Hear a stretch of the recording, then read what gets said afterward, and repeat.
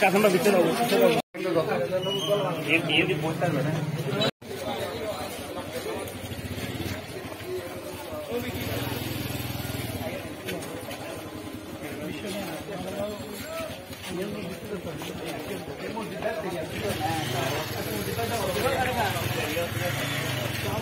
প্রধানমন্ত্রী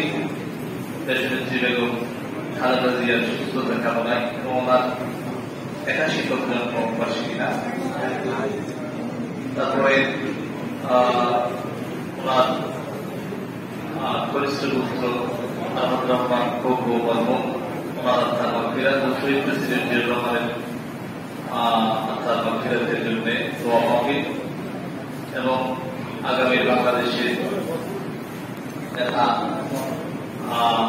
আপনাদের আমাদের সেবক জনাব তারেক রহমান সাহেবের সুস্থতা এবং দেশের পরিচালন